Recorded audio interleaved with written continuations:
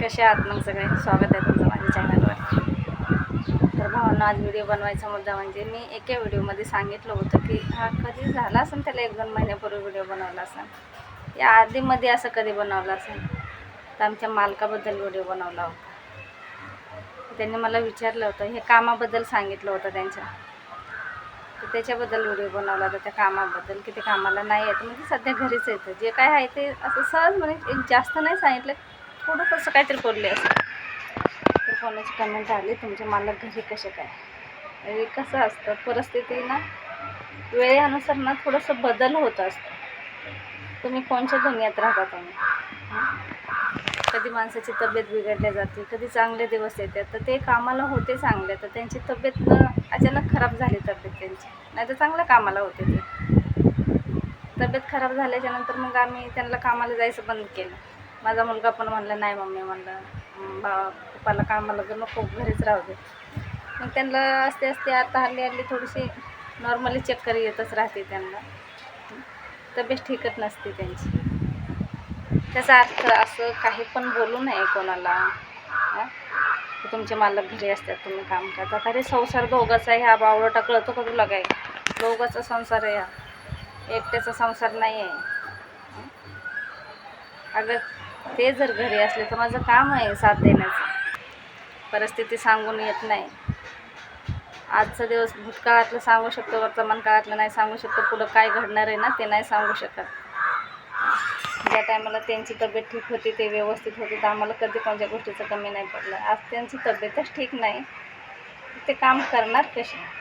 तरी पण आता ठीक आहे, व्यवस्थित आहे, गावी जातात येते एकटे, कसलं टेन्शन नाही आता. नाही तर पहिलं आम्ही त्यांना घडीवर पण पाठवत नव्हतो कुठं, 1 तासासाठी कुठं पाठवलं होतं. जायचं तर दोघांनी संगत जायचं आणि संगत यायचं. पण आता ते एकटे जाते ते, त्यात फक्त नॉर्मली चक्करचं थोडंसं चक्कर येतच राहते. ते ऑपरेशन करायला सांगितलं होतं, पण ती ऑपरेशन थोडंसं रिस्की आहे ना त्याच्यामुळं. पण आता आहे औषध गोळ्यावरती, ठीक आहे. पण असं कधी कोणाला बोलू नये.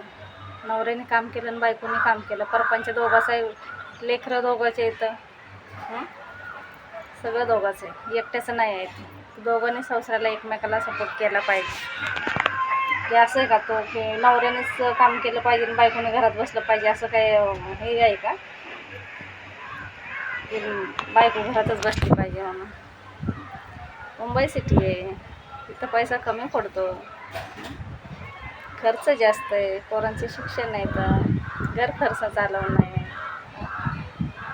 काही पण नाही असं कोणाला काही पण नाही बोलायचं. उल्लेख नाही करीत तुम्ही काय बोलला होता त्या, म्हणजे सांगत नाही त्याबद्दल मी जास्त तुम्हाला, पण काही पण असं नाही म्हणलं वाटतं, असं नाही बोलावं काही पण. माझा नवरा आहे, आम्हाला गोड वाटतं, आम्ही लाड करतो, त्यात तुम्हाला काय प्रॉब्लेम आहे? काहीच नाही ना. माझ्या मालकासारखे मालक कोणाच्या नशिबात पण नाही, असे मालक आहेत आमचे. कधी पोरांना दुखवणार नाहीत, कधी आईबापाला दुखवणार नाहीत, कधी मला दुखवणार नाहीत. लईच राग आला तर शांत जाऊन बसते ना, असं काम आहे त्यांचं.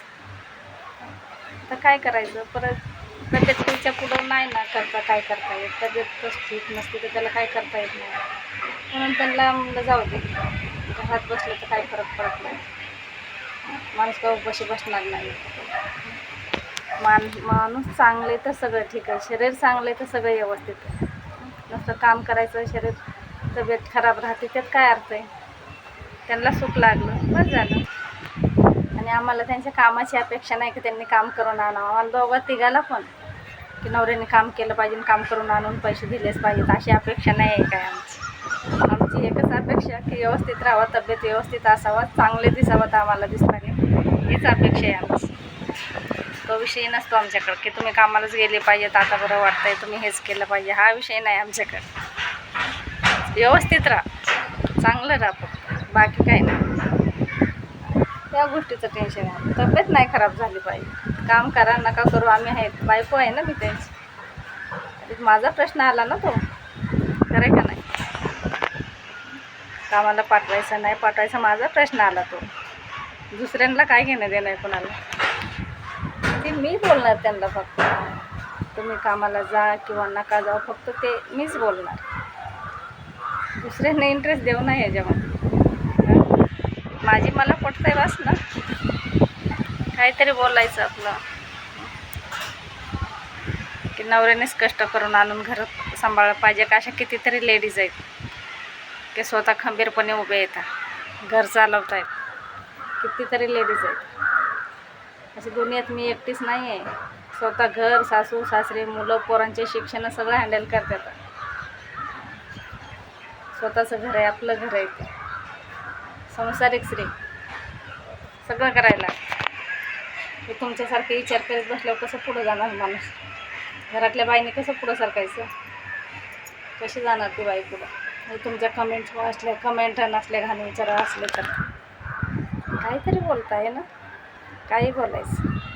तुम्ही काय बोललं ते नाही सांगत मी तुम्हाला. मला कामाला जात नाही ह्याच्यावरून तुम्ही 1-2 शब्द बोललात मला,